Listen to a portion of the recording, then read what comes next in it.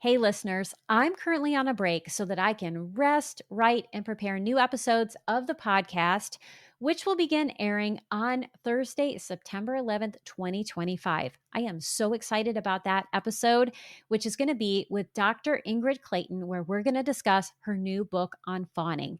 It is going to be amazing. Until then, I've curated an encore season of some of the most popular episodes thus far. So if you're new to the podcast, this summer season is a great place to start. But if you've been around for a while, these episodes are definitely worth a second listen, and I know you're going to get something new out of each and every one of them. And I can't wait to hear what that is. So be sure to share that in the comments or text the podcast to let me know.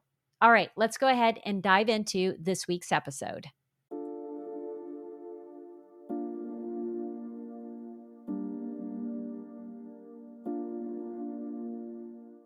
Welcome to Writing Your Resilience, a podcast for writers who want to create stories that change lives, especially their own. I'm your host, Lisa Cooper Ellison. As a writer and trauma-informed writing coach, I'm here to guide you on a transformative journey through the art of writing, self-discovery, and resilience. Each week, I'll share my best tricks, tips, and strategies to help you write more authentically, craft deeper, truer stories, and overcome the common storytelling roadblocks we all face. Together, we'll explore how to bounce back when life gets tough and stay connected to your inner calling. So grab your pen, your notebook, and an open heart. It's time to do the work that changes the world, one story at a time. Do you struggle to see yourself as creative, or have you ever wondered where your creativity comes from and how to maximize it? This week, I'm joined by Jacob Nordby, founder of A Writing Room Collective and author of Blessed Are the Weird, a Manifesto for Creatives, and The Creative Cure, a powerful guide to reconnecting with your creative self. In this week's episode, Jacob and I dive deep into the healing power of creativity, trauma, and the inner wisdom we all carry within us. Grab your pen, open your heart, and join us as we discuss how to nurture your creative intuition, how to overcome the obstacles of comparison and fear, and how creativity can make you feel more alive and help you reclaim your authentic self. Let's dive in. Have you ever stared at a blank page and thought, I used to love this? If you're burned out, blocked, or just going through the motions with your writing, I've got the solution for you. Free Your Voice, Fuel Your Motivation is a 12-week mindful memoir writing course that helps you reconnect with your creative spark, not by pushing harder, but by being radically gentler with yourself. You'll learn how to regulate your nervous system, tap into your intuitive voice, and build a sustainable, joy-filled writing practice, all while receiving expert feedback from me. Applications for this intimate program open on August 1st, and space is limited. To learn more, see the show notes for this episode or go to lisacooperellison.com/free your voice, find your motivation. Well, hello, Jacob. Welcome to the podcast. I am delighted to have you on today. I'm so glad to be here, Lisa. Thank you for the invitation. Well, as soon as I read the title for your book, The Creative Cure, I knew that you would be a fantastic guest. And of course, then I found out that you know one of my heroes, Julia Cameron. So that also interested me. And then when I started reading your work, I learned you are of my tribe, which also interested me. So I always like to give people a chance when we begin this conversation to let us know a little about you. So what would you like us to know about your book, about your experiences, about how you see creativity? I would love to start there because I feel like it's so central to this entire talk, the how do I see creativity? Yeah. And that is, Lisa, that I actually wrote The Creative Cure as a follow-on to a book previous called Blessed Are the Weird, a Manifesto for Creatives. And what I discovered was so many people, more people than I expected, raised their hand and said, oh, yes, I'm one of those folks. But there were so many others who would come to me and they'd have this wistful look in their eye and they'd say, I'm just not that creative, or I don't have a creative bone in my body. And that began this real deep search for me because I'd been writing drafts of The Creative Cure and I just didn't feel like I was getting where I wanted to go with it. I began to realize that we way too often in the modern world have defined creativity as a product. It's an expression. So it's the book or it's the thing. And I love to move that back all the way back to, as Parker Palmer would say, I want to start with the who, because to me, creativity is our essential life force energy, and it's meant to flow through every part of our lives, just like blood does in our veins or sap Yeah. does in a tree. If it's not flowing to an area, that area begins to get sick and die. So that's, I feel like, such a crucial thing to start with. Is I see so many creatives, so many people show up to me and they just feel tortured that their work isn't going to be good enough, that it won't come out right, all of the things. I'm sure you hear this too. And when we go, can we just take a breath and step back from the product of this and remember this is remembering ourselves back alive. It's bringing ourselves back into connection with who we really are. Oh, I love that. Remembering ourselves back to being alive. That's such a wonderful way to put it. And that is a lot of what I do when I'm working with people. In fact, I was on a panel last night, and one of the things we were talking about was inspiration or, reasons why we write. And so I work with writers, which is just one form of creativity. There's so many forms. And that's what I love about your book is you talk about this more expansively, but that just happens to be the modality that I work with. And, the question I get asked a lot is it good enough? And then of course, is it good enough for what or who? And what I always tell people is if you want to have a sustainable, creative life, whatever that is for you, really look at yourself. How is this going to transform me in some way? Just engaging in this. And if you allow that to be the driving force, it doesn't matter if it meets some metric that the outside world says is, what you're supposed to do. Your work is always going to be successful because it's always going to be meaningful to you. Right. Yes, Lisa. I love that you work with how we gaslight ourselves, the toxin of comparison, and all of those things. I was listening to a program with David Foster Wallace last night, and, he's one of these writers who is difficult, but also I find admirable because he was willing to break so many rules and have it work. And so I'm listening to him just kind of riff as he does, both in writing and in verbally. And I started to compare myself to that, like, oh my God, Mm. how fluid, how articulate, how outside the lines he is. And then I just kept needing to remember, well, that goes to my deep understanding of transformation, Lisa, which is in our modern world, most of us tend to find a guru or a model, somebody to look up to. And then if we can trim our behavior and what we do to follow them, then we'll become like them, which is worthy, which is successful, which is all these things. As I see transformation, it is much closer to nature, which is every acorn holds in it the code of the oak tree it's meant to become. It's not meant to become a pine tree. A caterpillar never transforms to become an eagle. It becomes a butterfly, right? So to me, that helps us, if we're willing to do that work and pay attention to it, it helps us remember, I'm not meant to become someone else. Like some other writer, I'm meant to become who I am. Yeah, I think of that famous quote, and now as we're talking, my mind is going blank on the name. But, the idea of keeping your channel open, that it's not your business. If it's good enough, if it's received well, it's just your business to do the work. And I had a client recently that is at the very end. Like her book is so good. I mean, I just absolutely love this work. And it's a joy. It doesn't matter to me if it's meeting that metric or not. I care that you are doing it and that you are becoming your most authentic self. And it is a joy when things are working well. And then there was this slight snag. And then I saw the panic in her face of like, oh my gosh, there's this thing and it feels insurmountable and I can't do it. And the advice that I gave to her is I said, everything is inside you.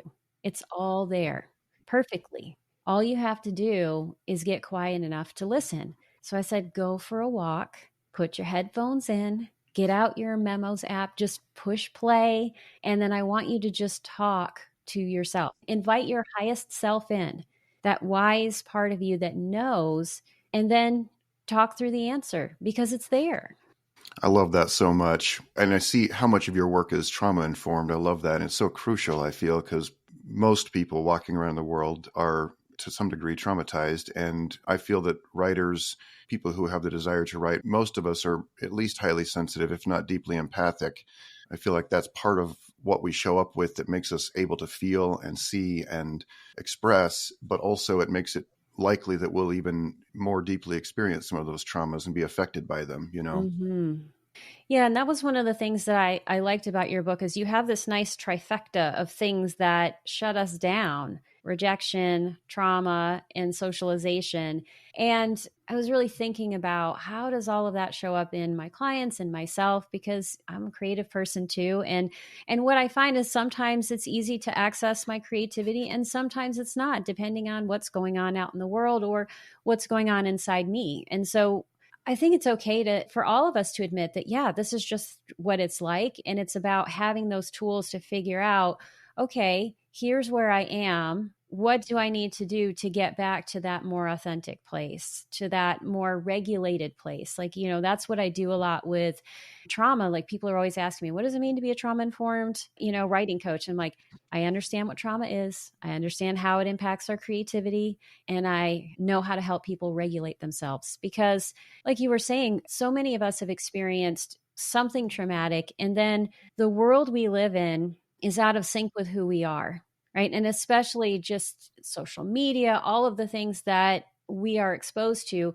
keep us in this jacked up fight or flight state all the time. Our nervous systems are just on edge, even if you're not dealing with trauma. Yeah, I think one of the definitions of trauma that helped me the most, because I see a lot of people being reluctant to accept the label of I'm a trauma survivor, right? Mm-hmm. Because there's this whole capital T headline trauma, well, my story doesn't belong on CSI or anything like that. So this definition helped me so much, which is the simplest definition of trauma is that the event has the quality of feeling inescapable. Yeah. Right. Many people who work with me will take the ACEs assessment, and they'll go, look, I have a 0 or a 1. Most people have more than that they're aware of. But I've seen so many people downplay, diminish what they've experienced. And I will share with them what I had to learn for myself, which is when I look back at events through the mind of an adult that has been conditioned and has been able to put things in its places, I'm often tempted to say, well, that wasn't a big deal. Everybody experiences that. But here's the thing. If that event colored the entire sky of your imagination and experience as a child, for example, it's not just childhood experiences, but if it did, it doesn't matter if it hits the ACEs assessment. That was traumatic. It likely left, you will likely internalize some kind of message. Yeah. Absolutely. And, I talk about for a lot of people that it's a very personal thing. So, what might seem traumatic to one person might be no big deal to someone else based on prior history, based on just how you're wired. If your nervous system is sensitive, and most people who are creative have a sensitive nervous system, that sensitivity is what makes us creative because we experience the world in deep ways. And that's a wonderful gift. And it's something that it can easily be harmed by the world or overwhelmed. And what I often talk about with trauma is that when something is traumatic, I love that you said it was inescapable, because that is absolutely the case. And it's an experience of too much, right? It overwhelms the system. And because the system is overwhelmed, it goes into that fight, flight, freeze, fawn state to protect itself. I love that now you've touched on an area that has really consumed me. In fact, I wanted more of this to go in the creative cure. I'm working on a new book where more of the actual research and neuroscience and all of that, ventral vagal theory or polyvagal theory, will show up there because I feel like it's so important. But in most of my workshops, I will show the polyvagal chart and show folks how most of us are up on that arousal curve, up into fight or flight, up into anxiety. And if we pop over into freeze, I have a dear friend who's a EMDR specialist, and he talks about walking people out of freeze. Yeah. You can't just help them drop directly from freeze, which is that true shutdown state, down into that lovely ventral vagal state where we're open and feeling safe and connected and all of that. I call that the creative green zone, the ventral vagal state. But he said we can't walk people through the upper ranges of fight or flight and fawn without them re-experiencing the fear that pushed them into freeze. Yes. And he said that's why it is such a gentle, delicate process, and we have to move back across the line often until they feel safe enough to, and often need a guide such as yourself, like, here, let me hold your hand so you know it's safe to feel these things and there's a better place to be and we can get there, Yeah. And I talk with writers a lot about how when you're writing and you are engaging in whatever your story is in a creative way, and you're engaging that memory, you are reliving it at the nervous system level in some way. And so something that happens, I think, when we get really product driven, like, I want to hold a book in my hand. I want to get this thing done. I want to have whatever success that I'm hoping to have. We push ourselves, and we Yeah. can only go as fast as the most fearful part of us can go. And when we push past that point, we tend to re traumatize ourselves, because trauma generally happens when something happens that we either don't want, or we don't get what we do want, and we don't have a choice, right? And there's some sort of force involved. And so when you're forcing yourself to do something that this scared part of you doesn't want to do, you are likely, recreating or reenacting what happened to you. And so your creativity is more likely to say, peace out, I'm done. I love what you said. And I'm not going to say it, but I'd love to hear it again because I feel like it's meme worthy. We can only go as fast as what was that you said? Go as The fast most as fearful part of us can go. yeah, I love that. Yeah, and being able to cherish that is so important. And one of the things that I do, and this was one of the pieces where I was like, oh, I love how we're on the same page and I really want to talk about this, is the idea of intuition and how you can build, I call it creative intuition. There's intuition in all parts of our lives, but really, how do you build that creative intuition so that you give yourself choices, and so that you're directed in a way that enhances your creativity, moves you into a more expansive state, versus putting yourself in situations that close you down? Yes. Well, I have a relatively long story, but I can keep it shorter if you're interested in hearing how that really began to open up for me. I would love that. Okay. So I had lost everything, Lisa. By that I mean I had built businesses. I was 34, 35. Everyone, around me was reflecting, you're so successful. I was waking up terrified every morning at 3 a.m. and it didn't make sense. I had all the things, and I had a pretty massive spiritual experience in 2007 where I went to what I thought was a meditation retreat. It turned out to be a shamanic initiation, and I had never tried any plant medicines or anything. So this was a very big deal. And it really did create that, what they call in recovery movements, a moment of clarity. And I experienced a few moments of not being afraid and of being in contact with the universe in a way that my religious upbringing said was impossible, which meant there was no fear there. I came down out of that experience knowing everything had to change, but I didn't have any idea how to do that. And so the financial meltdown of 2008 came along and wiped all of that out. And it gave me the opportunity, painful and scary, but it gave me the opportunity to start back over. So I moved my then wife and 3 little kids to Austin, Texas, from where I live in Boise. And when I was there, I began reading The Artist's Way. So that was kind of this early thing. I'm looking at my copy of it right now. My dad's signature is on the back of it. He handed me this book before I left and said, I feel like you need to read this book. It'll help you. He said, someday I want it back. I never got the opportunity to give it back to him because he died a couple of years later. But I feel that in some ways, my ability to work with Julia Cameron and share this work with others has become part of my giving it back to him. But while I was there, there was this cigar lounge, and there was this guy who was there, such an unlikely divine messenger, a squat dude, kind of a womanizer, kind of rough around the edges, but he also knew a lot about psychology. And so I would sit there and I was pouring out my story, and he was so kind to listen. And over and over again, he would ask questions, and I would tell parts of the story. I didn't understand then how crucial telling the story was to healing, But this is where I'm getting to the intuition part, Lisa. He said, hey, I just met a young guy who moved here, and he's really confused. He's really having a hard time. And he's like, I know you've been through a lot of things, and I feel like you have some wisdom to share. Would you mind writing him a letter? And I'll pass it along, and maybe he'll get in contact with you sometime. But I just know you can encourage him. And so, of course, I lit up like, oh, I'd love to help. Before the conversation ended, he let the cat out of the bag, which was he was asking me to write a letter to myself. And I didn't dismiss it, though, because of the fact that I learned the trick. I really realized, oh, this is likely to help. So I began writing letters from Jacob, who is my own self that I'm aware of. And I used Austin, my middle name, as the other person. So I began writing these letters to Austin, and I would just pour out my heart and my pain and confusion and fear and all the things. And then Austin would write back, sometimes the next day. And this began to be this correspondence back and forth between these parts. And I began to experience Austin as this tremendously wise and also so compassionate. There was never any shaming or anything like that reproach. It was always very kind and helpful. Feeling a little emotional right now, even thinking about that exchange. And over time, the pain that I was expressing began to diminish, and I began to notice the voices started to sound the same. And that was when I began to experience this truth, which was always a concept before, Lisa, that all the wisdom that we really need, and you said this earlier, it's within. Yeah. And then all these years later, 15 or so years later, or more now, wow, writing is a daily practice, morning pages, and I've adapted it a bit to become more of a conversation. I used Writing Down Your Soul by Janet Connors as part of that process, but it becomes this conversation with inner parts and the universe. And I'm always astonished to discover how clear and practical and compassionate the guidance I get back from these kinds of conversations are. And I do it every day because it's a lifeline.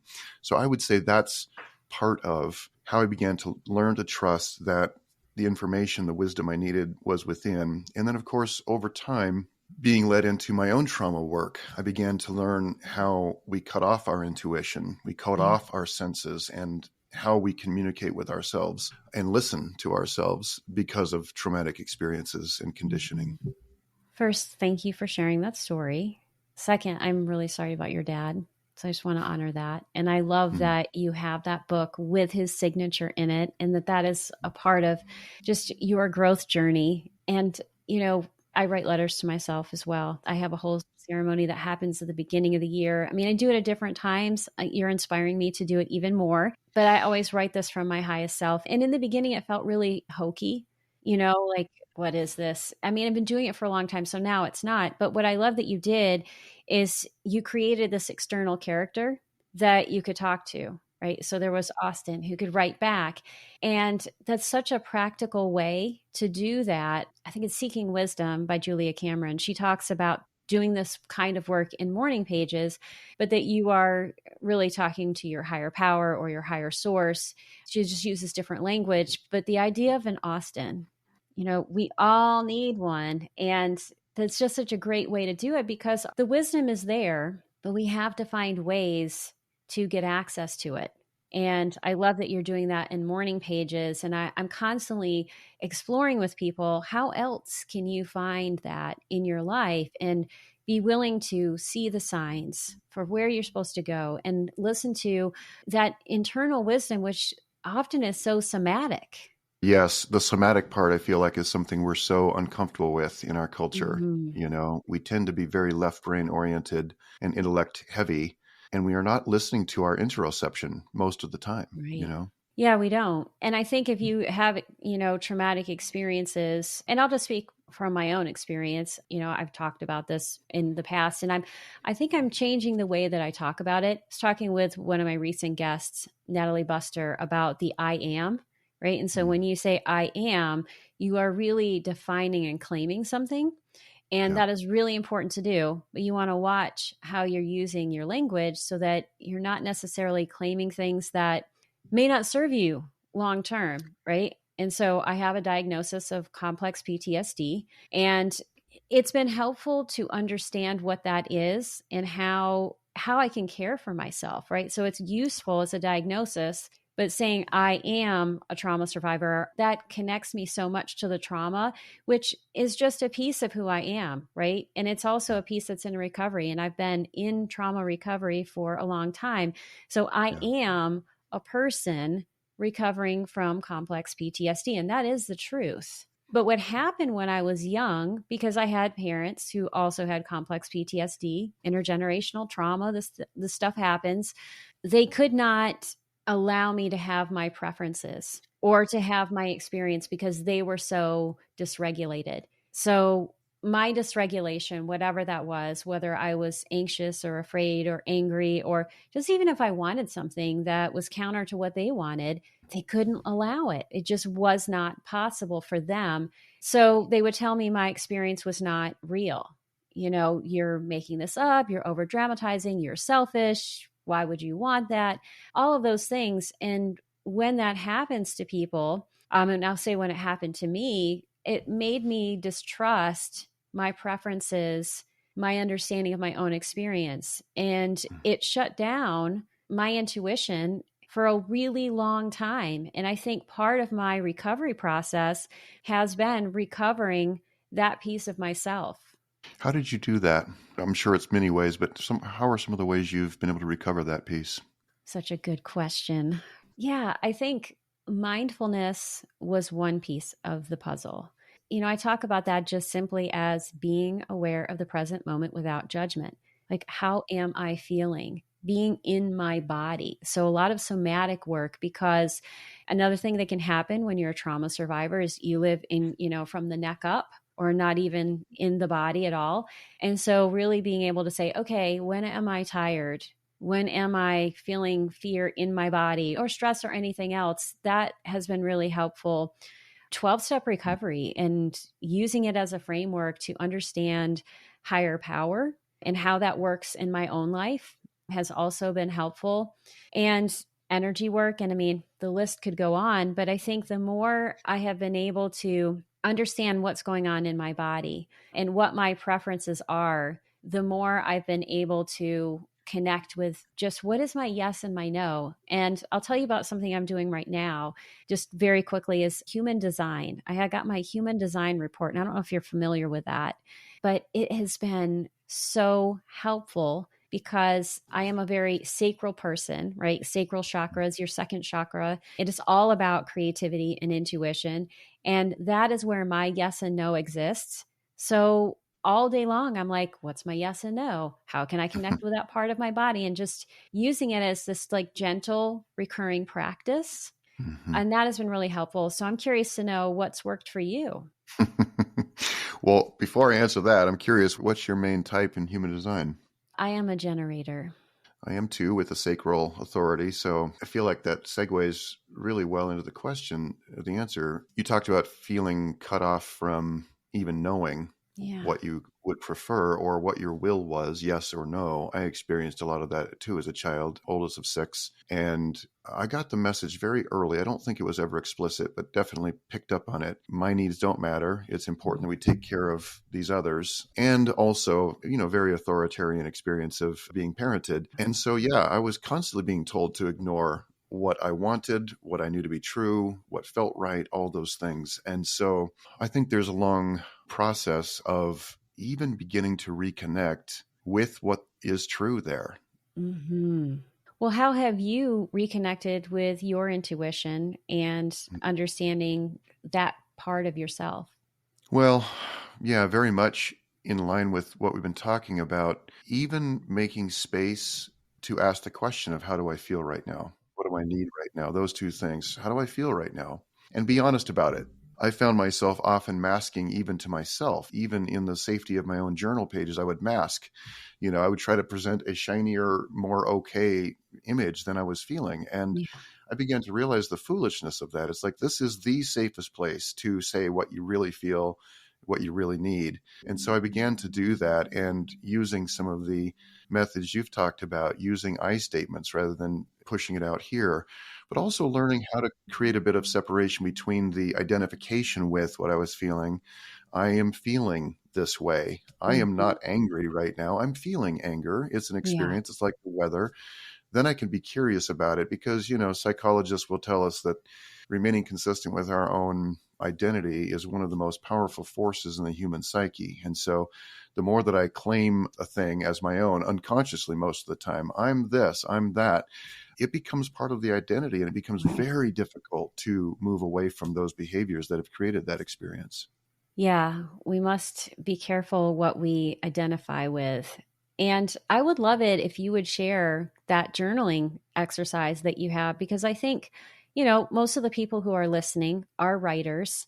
They are connecting with their creativity through that. And also, I think, through their intuition through writing. I think that can be such a profound way to use whatever that vehicle is that already feels comfortable to access this. So tell us this exercise.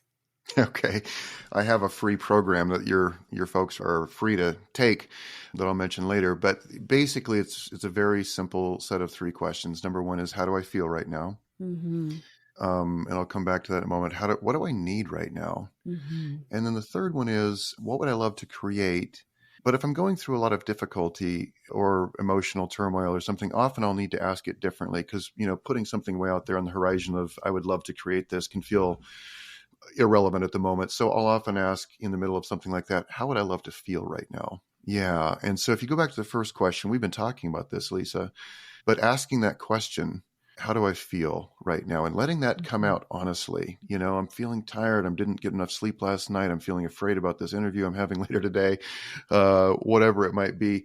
It sends a signal to our inner self, to our inner creative self. And it says, I matter. I'm paying attention. I'm listening to you. And the second question is the same. What do I need right now? Yeah. I've been surprised at how practical those answers often are. Oh, I need to pee. I need to take a nap. Oh, I'm feeling thirsty, right? And it's surprising when you ask, like, how do we take these steps back?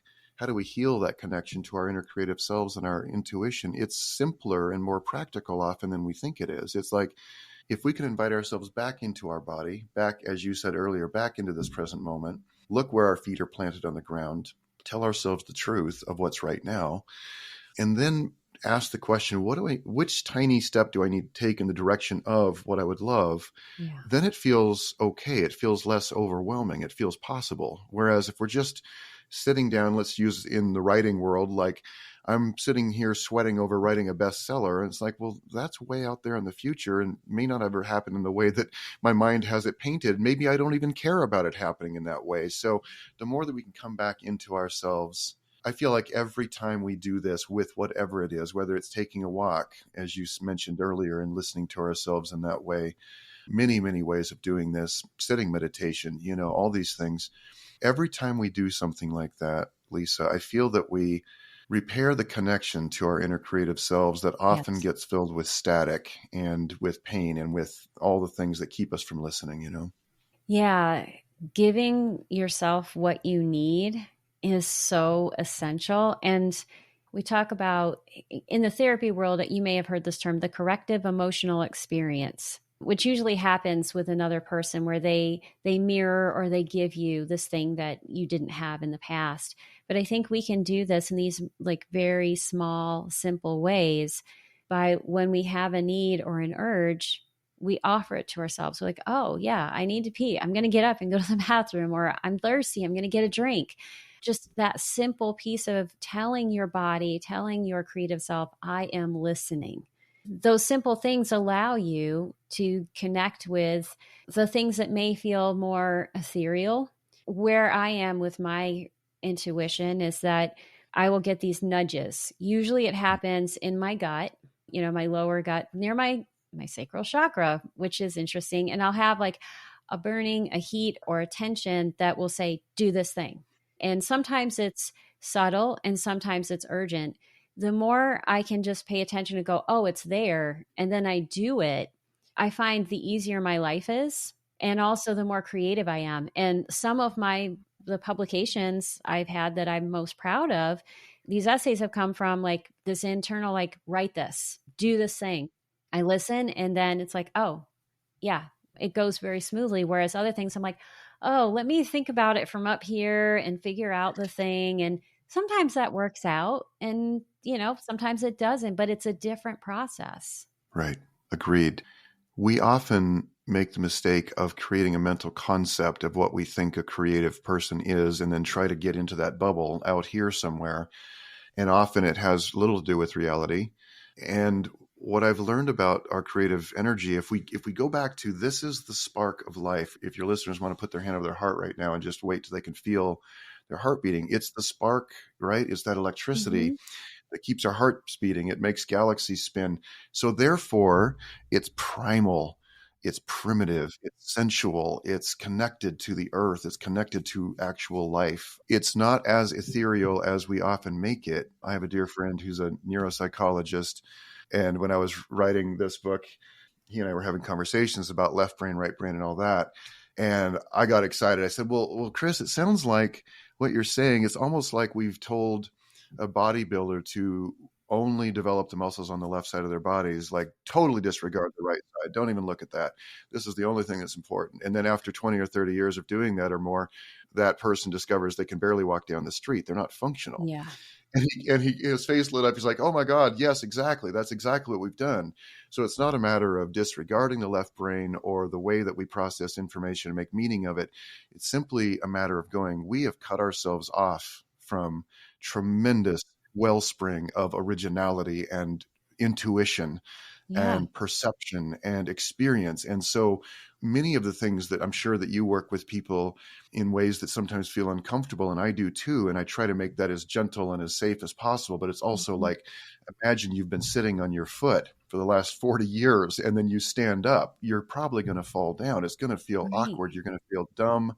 It might be even painful. So let's just go slowly and gently, but let's begin to bring circulation back to these other parts. That's such a great metaphor. Also, as a person who has practiced Buddhism for a very long time and done a lot of sitting meditation where my foot has gone to sleep, it feels very apt.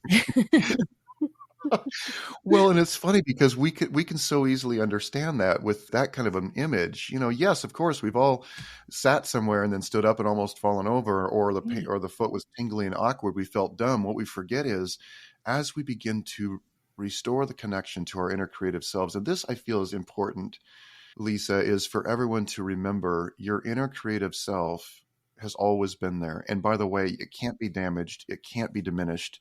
It's always there. What can happen and what does happen is we create this persona so that we can navigate the world that's known as our ego.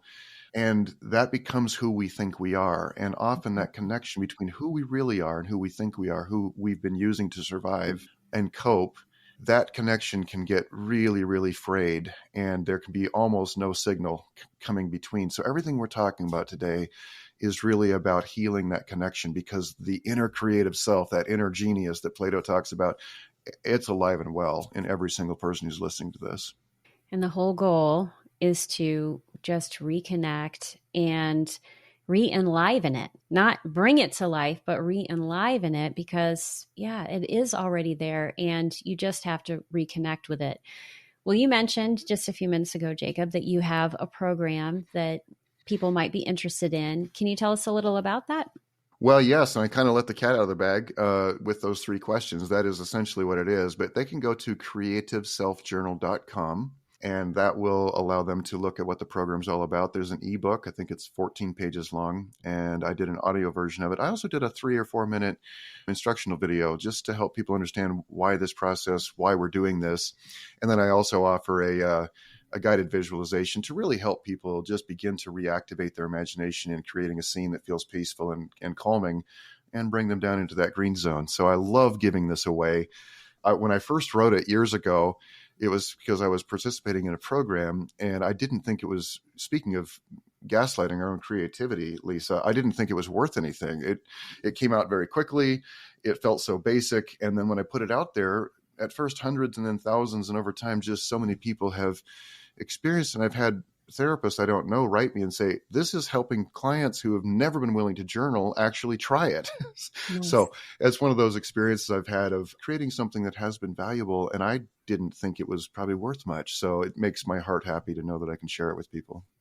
Well, I can say, Jacob, from reading your book, meeting with you today, and just looking at all of the things that you do online, your work is very valuable. Thank you. Oh, and I really appreciate the chance to have spent time with it and to spend time with you. And I know that other people are going to be interested in it. It's going to speak to them. So if people want to connect with you, you've already given us one link. Are there any other links, or like if someone wants to connect with you on social media or any other way, what are the best ways for people to connect with you? They could probably visit my jacobnordby.com is probably a good, simple way to do it. They'll find a lot of this stuff there, and also links to social media. I made a decision probably 5 or 6 years ago not to try to build the biggest social media accounts. So people who show up to my stuff are are gonna just get what I like to share that day, Mhm. not because I'm necessarily trying to grow an audience to the maximum size. So I love people who hang out with me there, because it's like, you chose to be here because you are interested in some of the same things I am. I love that. And, I think that we can spend so much time trying to become an, I don't know, social media celebrity influencer, come up with the next word you want to. that it can actually really take away from our lives, because so much of it is an illusion. And also, it just creates these unhealthy dopamine hits that they actually take away from your creativity and your joy, which that could be a whole other conversation we could have. So I might have you back another time to talk about that, because there's so many things we could talk about. But I do want to let people know, if they want to connect with you on social media, all of your links are in the show notes. So it should be very easy for people to connect. And I hope that they do. And I look forward to staying in touch with you, because one of my heroes, and you do such great work in the world. So thank you so much, Jacob, for being on the show. Oh, what a pleasure. It's really been great to speak with you today. Thank you so much for listening. If you'd like to learn more about this week's guest, please see the show notes for this episode. But before you go, I would love it if you would text the show if you're on Apple Podcasts or Spotify, or leave a comment on YouTube letting me know your biggest takeaway for this episode or what you loved most about it. And speaking of your comments, I want to thank each and every one of you for the comments that you have shared thus far, and the ways that you've reached out to me through email, my Substack, and all of the different ways that you have to connect with me. It has been such an honor to get your feedback and to hear what you love about the podcast. Thank you so, so, so much. I look forward to engaging with it more in the future. And listeners, if you haven't had a chance to connect with me or to share something about the podcast, I would love to hear from you too. Until next time, please remember that your story matters. And as you work on it, you change lives, especially your own.